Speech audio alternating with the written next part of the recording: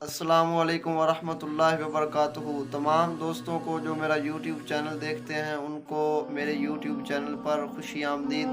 तो आज फिर हम आपकी बारगाह में हाज़िर हुए हैं। तो मैं अपने बहुत ही प्यारे दोस्त जो किसी भी तारफ़ के मुताज नहीं, जनाब हज़रत अल्लामा मौलाना अली रज़ा कोल्लडवी नूरी साहब जो कि मेरे साथ हाज़िर हुए हैं। तो कारी साहब, हमारा जो पिछला मौजू चल रहा था जो ख़त्म नबूवत के बारे में, पीर मेरे अली शाह साहब रहमतुल्लाह अलैह, तो उनके साथ हाजी इमदादुल्लाह महाजर मक्की रहमतुल्लाह अलैह, उन्होंने भी खिदमात सर अंजाम दी। तो उन्होंने पीर मेरे अली शाह साहब रहमतुल्लाह अलैह उनको क्या नसीहतें फरमाई?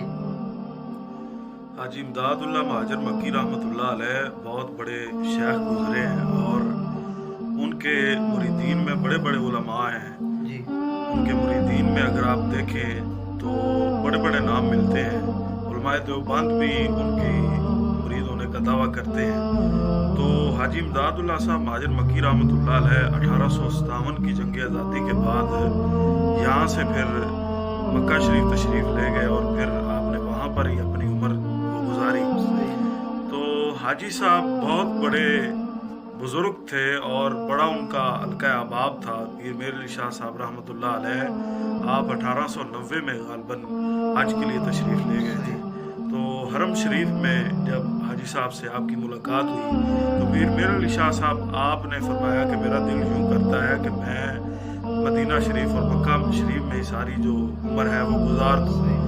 तो हाजी इमदादुल्लाह साहब महाजर मक्की रहमतुल्लाह अलैह आपने पीर मेरे अली शाह साहब को फरमाया कि आप शाह जी यहाँ से वापस हिंदुस्तान चले जाएं, क्योंकि एक फितना उठने वाला है और आपकी ज़ात अगर वहाँ पर मौजूद हुई और आप अगर बैठे भी रहे तो फिर भी ये फितना ख़त्म हो जाएगा, इसलिए आप हिंदुस्तान वापस तशरीफ़ ले जाएं। तो हाजी इमदादुल्लाह महाजर मक्की साहब ने जो ये नसीहत फरमाई थी, पीर मेरे अली शाह साहब हिंदुस्तान फिर वापस तशरीफ़ लाए और वो जो नसीहत थी जो कि हाजी इमदादुल्लाह महाजर मक्की साहब ने फरमाई थी, पीर मेरे अली शाह साहब फरमाते हैं और ये शवाहिद भी इसी पर हैं कि इस फितने से मुराद उनका जो है वो फितना कादियानियत था। सही। तो पीर मेरे अली शाह साहब रहमतुल्लाह अलैह इन्होंने जो कादियानी थे इनका रद्द भी किया था।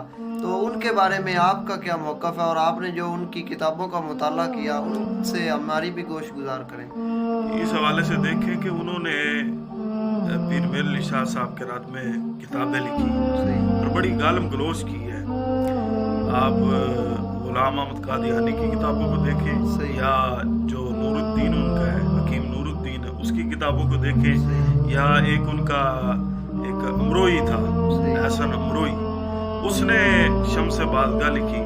और इसके अलावा जो मिर्ज़ा कादियानी ने तोहफ़ा कोल्लडवी लिखी, उनके अंदर जो उन्होंने पीर मेरे अली शाह साहब रहमतुल्लाह अलैह के हवाले से ज़बान दराजी की है वो ऑन द रिकॉर्ड है, उस पर शवाहिद है।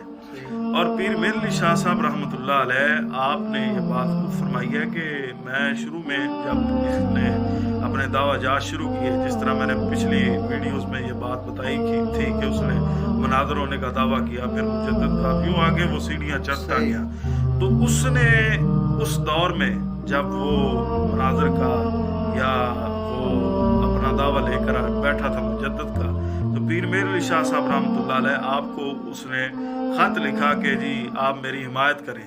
तो पीर मेरे अली शाह साहब रहमतुल्लाह अलैह आप इस हवाले से फरमाते हैं कि अभी मुझे कुछ शक या कुछ यकीन की कैफियत थी, इतना अंदाज़ा नहीं था।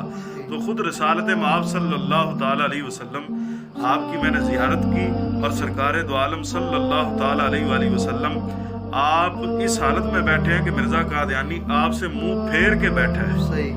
यानी कि उसका जो रुख है वो सरकार दो आलम सल्लल्लाहु ताला अलैहि वसल्लम की जानब नहीं बल्कि उसके उल्ट है। आप समझ गए कि ये झूठा है, कज़्ज़ाब है।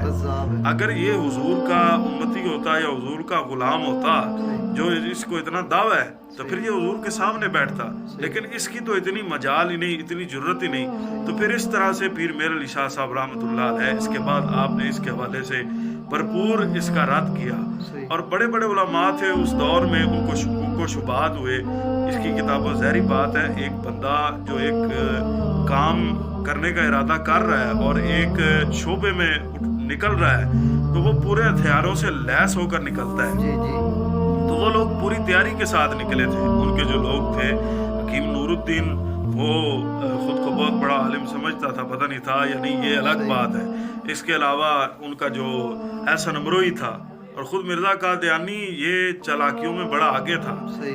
वैसे तो ये बड़ा निकम्मा सा आदमी था लेकिन चालाक था। तो ये लोग अपनी चालाकियों से उलमा को बेवकूफ़ बना रहे थे। सही।